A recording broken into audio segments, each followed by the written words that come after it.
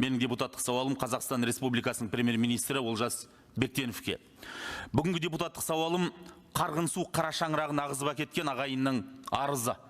Қызыл су арнасынан адасып аққанда қыларға амал таппаған адамдар, топан судың беті қайтқанда далада қаңғырып қаламыз ба деп қорқып жүр. 60 күн тасыған су 6 күнде қайтқанмен қияметін қайтарып әкетпейді деп, дәл 2 апта бұрын осы мінберден айтқаным да сол еді. Жерінің 800 шақырымынан Жайық өзені ағып өтетін Батыс Қазақстан облысындағы ағайынның ахуалы қазір арқамда аяздай қарып барады. Сәт сайын сан құбылған сандарға назар салсақ, Батыс Қазақстан облысында су тасқынынан 1292 тұрғын үйге зақым келген. Соның 116-сы Қаратөбе, 243-і Сырым, 218-і Бөрлі, 649-і Теректі, 43-і Бәйтерек, 6-ы Тасқала ауданында, ал 17 үй Орал қаласында орналасқан.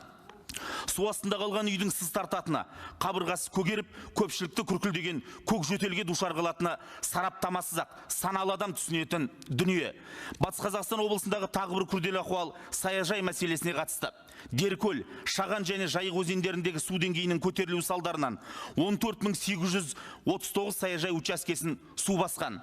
Оның 14.466-сы Орал қаласында, 112-сі Бәйтерек, 245-і Бөрлі, 16-сы Теректі аудандарында орналасқан. Ол жақта мыңдаған адам тұрады. Саяжай дегенің қазақ үшін демалыс күндерін өткізетін емес, тұрақты тұратын орынға айналғалы қашан?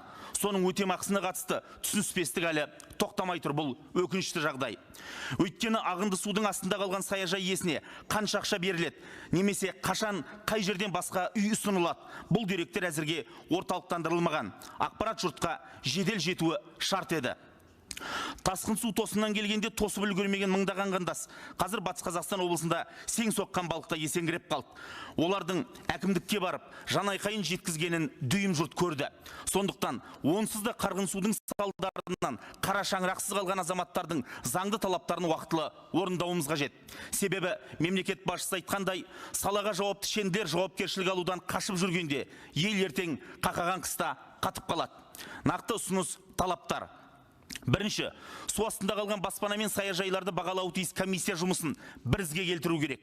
Сол үшін әр аймақтағы комиссияның әр үй бойынша қорытындысы, негіздемесі, фото-видео дәлелдемелері нақты бір жерге жинақталуы тиіс. Екінші, баспанасы қираған саяжай иелерінің өтемақысы әділетті толық бағалануы қажет.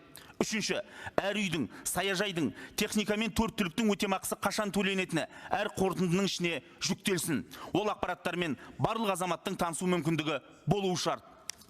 Төртінші, су астында қалған мыңдаған саяжайдың ауласында лас қалдықтарға арналған шұңқырлары болды. Демек, ондағы қалдықтар су бетіне шықты. Сондықтан ол аумақтарға дереу санитарлық профилактикалық шаралар жүргізу қажет. Бесінші, үкіметтің маңызды қаулыларын бүгінгі төтенше жағдайға сәйкес өзгерту керек. Олардың осындай төтенше жағдайдағы үй беру, қауіпсіздікті қамтамасыз ету мен өтемақы төлеу тетіктерін қайта қарау керек. Нақтылап айтайын.